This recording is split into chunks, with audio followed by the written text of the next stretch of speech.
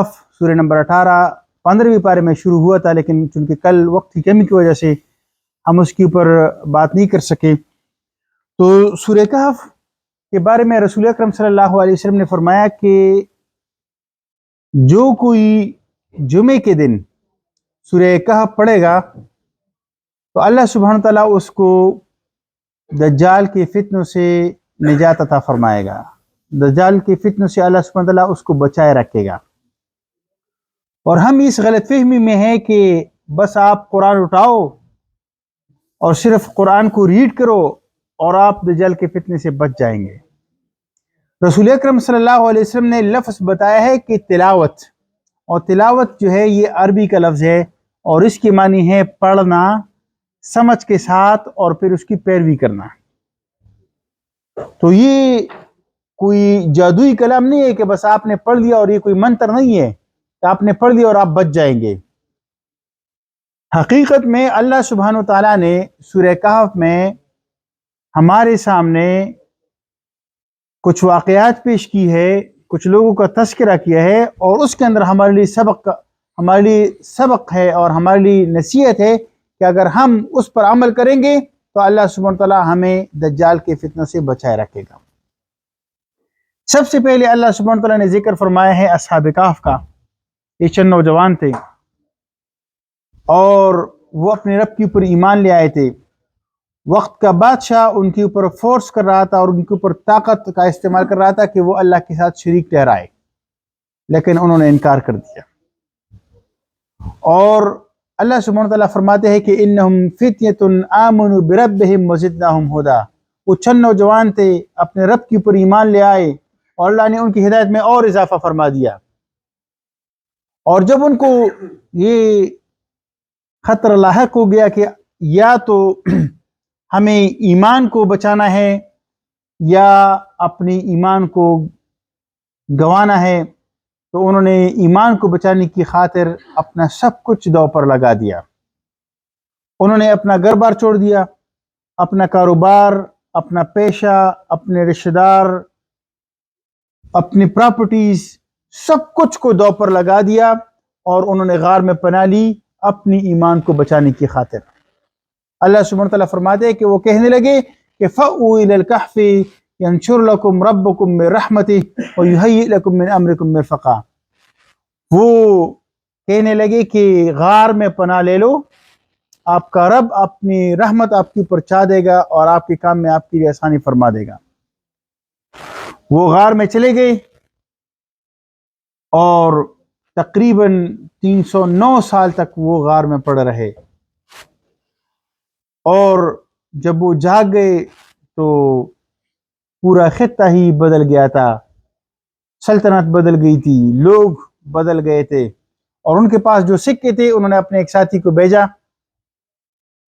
اور اس طریقے سے لوگوں کو ان کے بارے میں پتہ چلا، لوگوں کا ہجوم امڑ آیا، اور انہوں نے دیکھا تو وہ اس وقت اس بات کے اوپر بحث جاری تھی کہ آیا زندگی بعد موت ہے کہ نہیں ہے۔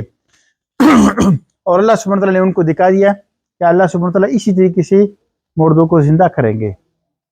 309 سال تک یہ پڑے رہے، قمری سال 309 اور شمسی سال 300 وہ پڑے رہے، اور اللہ سبحانہ تعالیٰ نے ان کو اٹھا لیا۔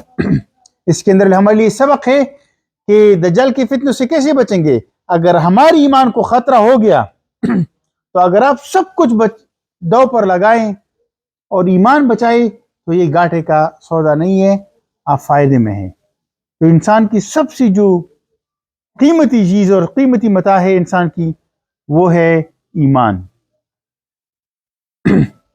دوسرا ذکر اللہ سبحانہ تعالیٰ نے اس کے اندر ذکر فرمایا ہے موسیٰ علیہ السلام اور خضر علیہ السلام کا۔ آپ سب کو معلوم ہے کہ موسیٰ علیہ السلام سے کسی نے پوچھا کہ روئی زمین پر آپ سے زیادہ علم والا ہیں، تو وہ سمجھے کہ میں ہی اس وقت اللہ کا پیغمبر ہوں، تو میرے سے زیادہ علم والا کون ہوگا، میرے پاس اللہ سبحانہ تعالیٰ کی طرف سے وحی آتی ہے۔ تو انہوں نے کہا کہ میں ہی ہوں۔ تو اللہ کی سبحانہ کی تعالیٰ کی طرف سے ان کو تنبیہ کی گئی اور بتایا گیا کہ فلاں علاقے میں ہمارا ایک بندہ ہے، اور وہ علم میں زیادہ ہے. تو انہوں نے قصد کیا کہ ان سے ملاقات کی جائے اور ان کی ملاقات کی لی گئی. پھر وہاں پر جو قصہ تفصیل کے ساتھ سورہ کہف کے اندر مذکور ہے، مختصراً میں بتاتا ہوں کہ انہوں نے اس شرط پر موسیٰ علیہ السلام کو اپنے ساتھ رکھ لیا کہ میں جو بھی کام کروں گا آپ پوچھیں گے نہیں کہ یہ کیوں کیا. انہوں نے ایک بچے کو قتل کیا بغیر کسی وجہ کے. ایک دیوار گر رہی تھی اس کو سیدھا کر دیا، حالانکہ اس بستی والوں نے ان کو ضیافت سے انکار کیا. اور کشتی میں انہوں نے سوراخ کر دیا. تو اس پر وہ بار بار پوچھتے رہے. تیسری مرتبہ جب موسیٰ علیہ السلام نے پوچھا کہ کیوں آپ نے ایک بچے کو قتل کر دیا اور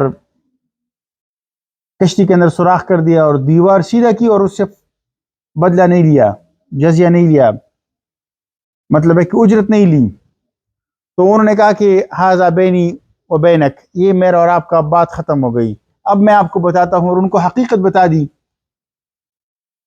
کہ بچے کو جو قتل کیا اس وجہ سے کہ یہ اللہ کی رحمت تھی، یہ اللہ کی رحمت تھی. اور اللہ سبحانہ تعالیٰ، یہ بچہ اگر جوان ہوتا تو اس کے والدین نیک تھے اور یہ بڑا شقی القلب بنتا تو والدین کے لیے درد سر بن جاتا.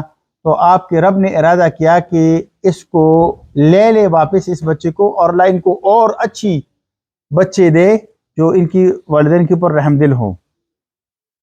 دوسری بات فرمائی کہ کشتی کو میں اس لیے سوراخ کیا کہ آگے ایک غاصب بادشاہ تھا، یہ مسکین اور غریب لوگ تھے، اگر کشتی کے اندر کوئی نقص نہ ہو تو وہ لے لیتے. میں نے نقص کر دیا تاکہ وہ بچ جائے، اور تھوڑا نقصان تو ان کا ہو گیا لیکن بڑے نقصان سے ان کو بچا لیا. اور دیوار اس وجہ سے سیدھی کر دی کہ اس کی نیچے ایک خزانہ مدفون تھا جو یتیم بچوں کا تھا، اور اللہ سبحانہ تعالیٰ اس کی والدین کا یہ خزانہ ان یتیم بچوں کے لیے اس لیے بچا کر رکھنا چاہتے تھے کہ کان ابوہما صالحا، کہ ان کے والدین نیک تھے. تو اس واقعات کے ذریعے سے اللہ ہم کو یہ سکھا رہے ہیں کہ جو آپ کو نظر آ رہا ہوتا ہے حقیقت وہ نہیں ہے، حقیقت اس کی پیچھے کار فرما ہوتی ہے. بعض اوقات انسان کے سامنے کوئی حادثہ پیش آتا ہے اور وہ اپنے حواس کو بیٹھتا ہے کہ یہ کیا ہو گیا. تو اللہ سبحانہ تعالیٰ ہمیں سکھا رہے ہیں کہ کچھ بھی ہو جائے آپ نے اللہ کے اوپر مضبوط ایمان رکھنا ہے اور بھروسہ رکھنا ہے. اور رسول اکرم صلی اللہ علیہ وسلم نے فرمایا کہ مومن ہر حال میں خیر سمیٹتا ہے، اس کو خوشی ملتی ہے وہ اللہ کا شکر ادا کرتا ہے اور وہ خوشی اس کے لیے خیر کا ذریعہ بن جاتی ہے. اس کو کوئی تکلیف اور مصیبت اس کے اوپر آتی ہے وہ اس کے اوپر صبر کرتا ہے اور وہ مصیبت اس کے لیے خیر کا ذریعہ بن جاتی ہے. تو مومن اس کے اوپر خوشحالی ہو یا بدحالی ہو، مصیبت ہو یا خوشحالی ہو، ہر حال میں مومن اگر وہ مومن ہے خیر ہی سمیٹتا ہے. کوئی اچانک فوتگی ہو جاتی ہے اپنے رشتہ داروں کی، بچوں کی، والدین کی، بہن بھائیوں کی، تو ایک مومن کو اللہ کے اوپر بھروسہ کرنا چاہیے اور ہر حال میں خیر کو سمیٹنا چاہیے اور خیر کے پہلو اور مثبت پہلو کے اوپر نگاہ رکھنی چاہیے.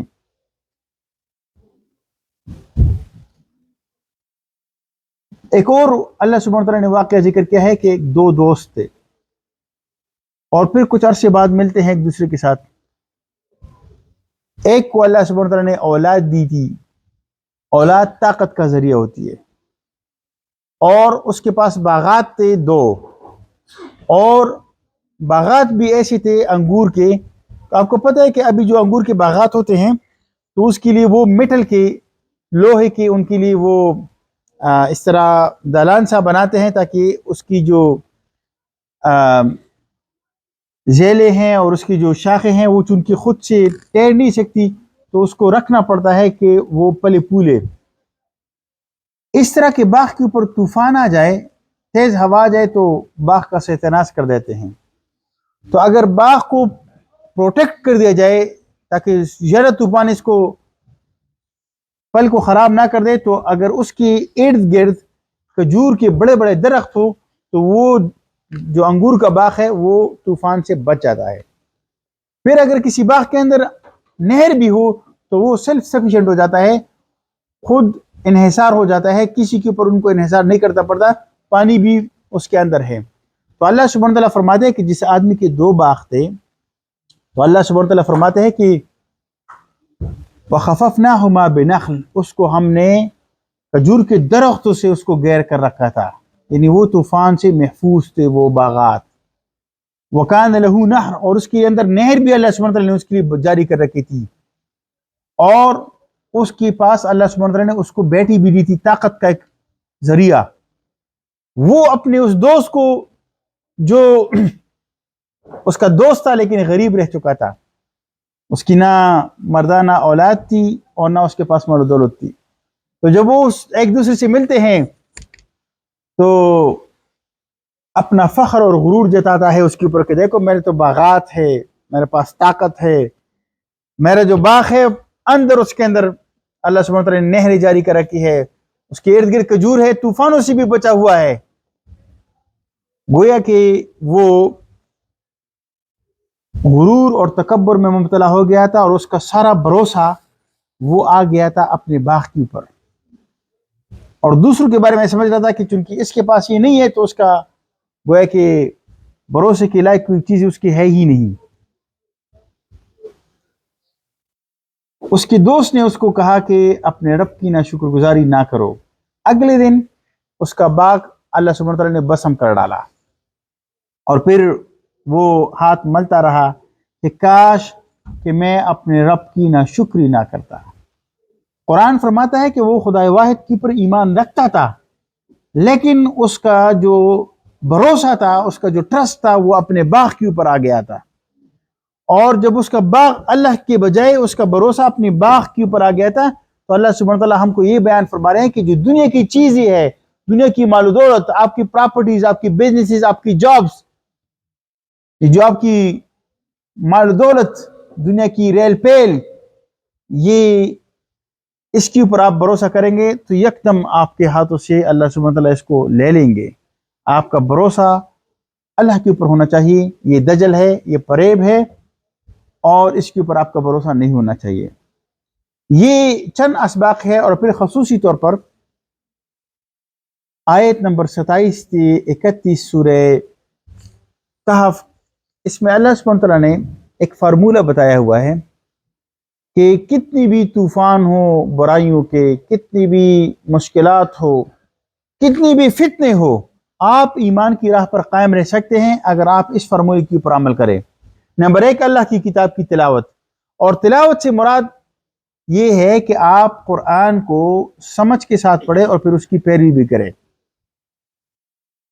دوسری بات کہ آپ لوگوں کی صحبت اختیار کریں، اور تیسری بات کہ اللہ نے جو حق دیا ہے اس کو آپ لوگوں کو پہنچائیں۔ یہ 3 کام آپ کریں گے تو اللہ سبحانہ تعالیٰ آپ کو ایمان کی راہ پر قائم رکھیں گے۔ کتاب کی تلاوت، نیک لوگوں کی صحبت، اور جو حق اللہ نے دیا ہے اس کو آگے لوگوں کو پہنچانا۔ یہ 3 کام کریں گے تو اللہ سبحانہ تعالیٰ آپ کو ایمان کی راہ پر قائم رکھیں گے۔ اس کے بعد اللہ سبحانہ تعالیٰ نے سورہ مریم، سورہ نمبر 19 شروع ہوتا ہے، اور اس کے اندر مکی صورت ہے۔ اس میں اللہ سبحانہ تعالیٰ کی وجود، اللہ سبحانہ تعالیٰ کی توحید، آخرت کی جزا و سزا، اور مختلف پیغمبروں کے واقعات کا ذکر اس سورہ مبارکہ کے اندر کیا گیا ہے۔ تفصیل کے ساتھ اللہ سبحانہ تعالیٰ نے حضرت مریم علیہ السلام اور عیسیٰ علیہ السلام کی پیدائش کا تذکرہ اس کے اندر فرمایا ہے۔ دیکھیں، مریم علیہ السلام وہ یہودی خاندان سے تھی، محمد صلی اللہ علیہ وسلم عرب تھے، اور عربوں کی اور یہودیوں کی آپس میں چکلش تھی، دشمنی تھی، اور قرآن فرماتا ہے کہ یا مریم ان اللہ اصطفاکی وطہرکی واصطفاکی علی نساء العالمین، اے مریم علیہ السلام، اللہ سبحانہ تعالیٰ اس کو خطاب فرما رہے ہیں کہ مریم، اللہ سبحانہ تعالیٰ نے آپ کو چن لیا ہے اور آپ کو پاک کیا ہے، اور آپ کو اللہ سبحانہ تعالیٰ نے ترجیح دی ہے تمام دنیا کی عورتوں کے اوپر۔ یہ کون فرماتا ہے؟ قرآن پاک۔ یعنی رسول اکرم صلی اللہ علیہ وسلم کی بیوی نہیں، رسول اللہ صلی اللہ علیہ وسلم کی ماں نہیں، رسول اللہ صلی اللہ علیہ وسلم کی بیٹیاں نہیں، عیسیٰ علیہ السلام کی والدہ کے بارے میں اللہ کے پیغمبر کی زبان سے ہمیں یہ وحی آئی کہ اے مریم اللہ سبحانہ وتعالی نے آپ کو تمام جہاں کی عورتوں کے اوپر فضیلت عطا کی ہے. یہ بات ہمیں چاہیے کہ ہم اپنے عیسائی بھائیوں کو بتائیں. بائبل کے اندر عیسیٰ علیہ السلام کی والدہ مریم علیہ السلام کا میری اس کا نام پتہ ہے کتنی مرتبہ آیا ہے؟ 18 مرتبہ آیا ہے بائبل کے اندر. اور پتہ ہے کہ قرآن کے اندر کتنی مرتبہ اس کا نام آیا ہے؟ 32 مرتبہ قرآن پاک کے اندر حضرت مریم علیہ السلام کا نام آیا ہے. 32 مرتبہ. یہ بات ہم ان کو بتائے کہ ہم آپ کے دشمن نہیں ہیں. We are not your enemies. اور قرآن پاک کے اندر ان کو بتائیں کہ مریم علیہ السلام کے نام کے اوپر the mother of Jesus, there is a surah, a chapter on the name of Mary. This is in the glorious Quran. We need to tell them. دوسری بات, آپ بائبل کو اٹھا کر پڑھیں گے تو بائبل کے اندر ہے کہ Jesus is the only begotten son of God. نعوذ باللہ. کہ عیسیٰ علیہ السلام خدا کا جنا ہوا بیٹا ہے. پھر جب آپ ان سے پوچھتے ہیں کہ what does mean by begotten, begotten کا کیا مطلب ہے, تو آکسفورڈ ڈکشنری کے مطابق begotten اس کو بولتے ہیں کہ یہ لوور اینیمل فنکشن ہے. لوور اینیمل فنکشن یعنی اینیمل اپنی ملاپ کرتے ہیں تو اس سے جو پروڈیوس ہوتا ہے, اس کا مطلب ہے begotten. تو ایک پادری کے ساتھ بات چیت ہو رہی تھی اور اس کو یہ بتایا گیا کہ جو بائبل کہتا ہے کہ عیسیٰ علیہ السلام کی پیدائش کے بارے میں جو بائبل بیان کرتا ہے اور جو قرآن بیان کرتا ہے, دونوں کو پادری کے سامنے بیان کیا گیا اور پوچھا گیا کہ آپ اپنی بچی کو, اپنی بیٹی کو کون سا ورژن دیں گے؟ قرآنی ورژن جو عیسیٰ علیہ السلام کی پیدائش کے بارے میں ایک بات فرماتا ہے, اور بائبل کا جو ورژن ہے وہ بتائیں, وہ دیں گے ان کو. آپ کیا اچھا فیل کرتے ہیں کہ آپ کی بیٹی وہ پڑھے جو عیسیٰ علیہ السلام کی پیدائش میں قرآن کہتا ہے اور بائبل کہتا ہے. اس نے جب دونوں پڑھا تو وہ کہتا ہے کہ I prefer the Quran to give to my daughter to read it regarding the birth of Jesus, may peace be upon him. یہ ہمیں چاہیے کہ ان کو یہ پیغامات پہنچائیں. کون پہنچائیں گے ان کو اگر ہم نہیں پہنچائیں گے؟ تو ہم نے قرآن کو اپنے طاقوں کے اندر رکھا ہوا ہے صرف پڑھنے کے لیے, سمجھتے بھی نہیں ہے, ہمیں پتہ بھی نہیں ہے کہ اس کے اندر کیا ہے. تو ہم تو اس کے حاملین ہیں, ہم اس کے حاملین ہیں, ہم اس کے اوپر ایمان کا دعویٰ رکھتے ہیں, اور ہم سے اس کے بابت پوچھا جائے گا کہ بھائی اللہ سبحانہ تعالیٰ آپ کو انگلینڈ میں لے آئے, آپ یو کے میں ہیں, آپ یہاں پیدا ہوئے ہیں, یہاں آپ آئے ہوئے ہیں, تو اس کا کوئی مقصد ہے؟ آپ کو یہاں اللہ سبحانہ تعالیٰ کسی مقصد کے لیے لائے ہیں. یہ نہیں ہے کہ آپ کا بھی جانوروں کی طرح مقصد ہو کہ پیٹ آپ کا بھرا ہو اور جیب آپ کا بھرا ہوا ہو. یہ تو کوئی مقصد ہی نہیں ہے. یہ تو جانور بھی یہی سوچتا ہے. ہمارے ٹیچر کہا کرتے تھے کہ جو بینس ہے نا, بینس, وہ جب خواب دیکھتی ہے تو خواب میں وہ ٹھنڈا پانی, ہرا گھاس اور سایہ دیکھتی ہے. یہ اس کو چاہیے ہوتی ہے. اگر انسان بھی یہی مقصد اس کا ہو کہ اچھا گھر, اچھی گاڑی, اچھا کھانا اور اچھے پیسے, یہ اگر ایک انسان کا بھی مقصد ہو جائے تو جانور اور اس میں کیا فرق رہ جاتا ہے؟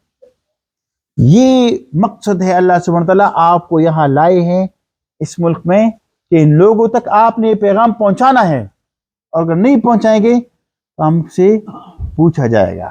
اور قرآن کہتا ہے کہ وَإِن تَتَوَلَّوْا يَسْتَبْدِلْ قَوْمًا غَيْرَكُمْ ثُمَّ لَا يَكُونُوا أَمْثَالَكُمْ. If you're turning away from your responsibilities, we will replace you with others people and then they won't be like you. اللہ سبحانہ تعالیٰ ہم کو تبدیل کر دیں گے دوسرے لوگوں سے, ہمیں ہٹا دیں گے, دوسرے لوگوں کو لے آئیں گے جو یہ کام کریں گے. اللہ کو کوئی حاجت نہیں ہے ہماری. ہمیں ضرورت ہے کہ اللہ کی دین کا کام کرے, اللہ کی عبادت کرے, بندگی کرے, تاکہ ہم دنیا کی زندگی, یہ جو عارضی زندگی ہے, اس کے اندر کامیاب ہو, اور آخرت کے اندر ہم اللہ کی جنتوں کی اور اس کی رضا کی مستحق بنیں. اس کے بعد اللہ سبحانہ تعالیٰ نے ذکر فرمایا ہے کہ کس طریقے سے اللہ سبحانہ تعالیٰ نے معجزانہ طور پر عیسیٰ علیہ السلام کو مریم علیہ السلام سے پیدا فرمایا بغیر باپ کے, اور انہوں نے اعلان کیا کہ میں اللہ کا بندہ ہوں. قال انی عبد اللہ, انہوں نے کہا کہ میں اللہ کا بندہ ہوں. اور یہ جو دعویٰ کرتے ہیں عیسائی کہ عیسیٰ علیہ السلام خدا کا بیٹا ہے, تو پوری بائبل کے اندر, انٹائر بائبل کے اندر ایک آیت بھی ایسا نہیں ہے کہ جہاں پر عیسیٰ علیہ السلام کہتے ہیں کہ میں خدا ہوں اور میری بندگی کرو. ایک بھی آیت آپ کو اس طرح نہیں ملے گی پوری بائبل کے اندر. جو یہ دعویٰ کرتے ہیں ٹرینٹی کا کہ باپ، بیٹا اور روح مقدس، you will never find the word Trinity inside in the Bible. And the word Bible is not inside in the Bible. No name is there and no claim is there. جو ان کا یہ دعویٰ ہے یہ بھی نہیں ہے اور بات بھی نہیں ہے. قرآن کے اندر ہے ٹرینٹی. قرآن فرماتا ہے کہ وَلَا تَقُولُوا ثَلَاثَةً, don't say Trinity. انتہوا خیر لکم, اگر آپ منع ہو جائے تو آپ کے لیے بہتر ہے. تو ٹرینٹی کا لفظ قرآن کے اندر ہے اور منع کر رہا ہے اللہ سبحانہ وتعالیٰ کہ ٹرینٹی مت کہو. بائبل کے اندر ٹرینٹی نہیں ہے.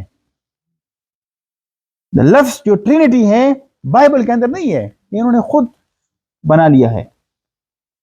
ہم کو یہ باتیں ان کو بتانی چاہیے. اس کے بعد اللہ سبحانہ وتعالیٰ نے ذکر فرمایا ہے کہ ہارون علیہ السلام، اسماعیل علیہ السلام اور ادریس علیہ السلام کا تذکرہ، ان کی عظمت کا ذکر. اور اللہ سبحانہ وتعالیٰ نے فرمایا کہ جو پچھلی قومی تھی ناخلف ہوئی، انہوں نے اپنی نمازوں کو ضائع کر دیا. یعنی یہ نماز ایک ایسی چیز ہے جو انسان کو بار بار ریمائنڈ کراتی ہے کہ وہ اللہ سبحانہ وتعالیٰ کا بندہ ہے. جو ایک بندہ نماز کو ضائع کر لیتا ہے تو باقی چیزیں آٹومیٹکلی اس کی ڈس آرگنائز ہو جاتی ہیں. اور رسول اکرم صلی اللہ علیہ وسلم نے فرمایا کہ من ترک الصلاۃ متعمدا فقد کفر، جس نے قصداً نماز کو ترک کر دیا اس نے گویا کہ کفر کیا اللہ کے اوپر. اس کے بعد سورہ نمبر 20 سورہ طٰہٰ شروع ہوتی ہے اور اس میں تفصیل کے ساتھ اللہ سبحانہ وتعالیٰ نے موسیٰ علیہ السلام کا قصہ ذکر فرمایا ہے. اور اس واقعے سے اللہ سبحانہ وتعالیٰ نے بین سطور میں مکہ کے لوگوں کو بھی مخاطب کیا ہے. اس کے اندر اللہ سبحانہ وتعالیٰ نے ہمیں بتایا ہے کہ کس طریقے سے اللہ سبحانہ وتعالیٰ نے موسیٰ علیہ السلام کو بچایا. کہ فرعون جب بچوں کو قتل کرتے تھے اللہ سبحانہ وتعالیٰ نے موسیٰ علیہ السلام کی ماں کے دل کے اندر یہ بات ڈالی کہ اپنے بیٹے کو دریا میں ڈال دے. فالق فی الیم میں، کہ اپنے بیٹے کو دریا میں ڈال دے. اور اللہ سبحانہ وتعالیٰ نے اس کو پھر بچا لیا اور پھر اس کو ریٹرن کر دیا کہ وہ اپنے بچے کو دودھ پلائے گی اور اس کو اس کا معاوضہ بھی ملتا تھا. اللہ سبحانہ وتعالیٰ نے اس کے بعد فرمایا کہ یہ اس لیے ہم نے کیا لِكَيْ لَا تَقَرَّ أَعْيُنُهُ، تاکہ اس کی ماں کی جو آنکھی ہے وہ ٹھنڈی رہے اور اس کو پتہ چلے کہ اللہ کا وعدہ سچا ہے. وَأَنَّ وَعْدَ اللَّهِ حَقٌّ، تاکہ اس کو معلوم ہو کہ ہم نے جو اس کو وعدہ کیا تھا کہ اپنے بیٹے کو دریا میں پھینکتے، تو وہ ڈر رہی تھی کہ میں اپنے بیٹے کو دریا کے اندر پھینک رہی ہوں اور باسکٹ کے اندر اس کو ڈال کر اس کو پھینک رہی تھی. تو اللہ سبحانہ تعالیٰ فرماتے ہیں کہ اس کو اس وقت ہم نے وعدہ کیا تھا اور جب اس کے بچے کو اس کو ریٹرن کر دیا اس کو معاوضہ بھی ملتا تھا تاکہ اس کو معلوم ہو کہ اللہ کا وعدہ سچا ہے. اور ہمیں اللہ سبحانہ تعالیٰ یہ بیان فرما رہے ہیں کہ ابھی جو آپ سے قرآن کے ذریعے سے اللہ سبحانہ تعالیٰ جو وعدے کر رہے ہیں اس کے اوپر منوعان یقین رکھو.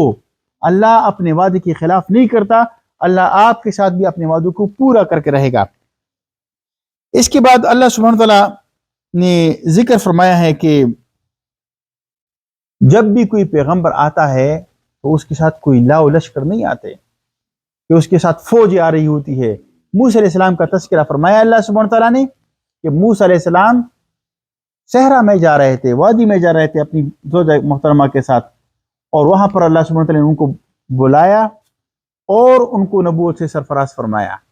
تو کوئی لو لشکر کہ جب آپ کہتے ہیں محمد صلی اللہ علیہ وسلم سے مطالبہ کرتے ہیں کہ آپ کے پاس کوئی لشکر ہے، کوئی فرشتے کیوں نہیں آئے کہ آپ کو پیغمبر بنایا گیا اور ہمیں پتہ چلے کہ آپ اللہ کے پیغمبر ہے. تو یہ تذکرہ کر کے ان کو بتایا گیا کہ یہ کوئی اچنبا نہیں ہے، اس سے پہلے بھی جتنے اللہ سبحانہ تعالیٰ نے اپنے پیغمبروں کو بنائے ہیں یہی اللہ سبحانہ تعالیٰ کا طریقہ کار رہا ہے. اس کے بعد اللہ سبحانہ تعالیٰ نے ذکر فرمایا ہے کہ فرعون اپنے لاؤ لشکر، اپنی بھرپور قوت، طاقت اور حکومت کے باوجود موسیٰ علیہ السلام اور بنی اسرائیل تنہا تھے.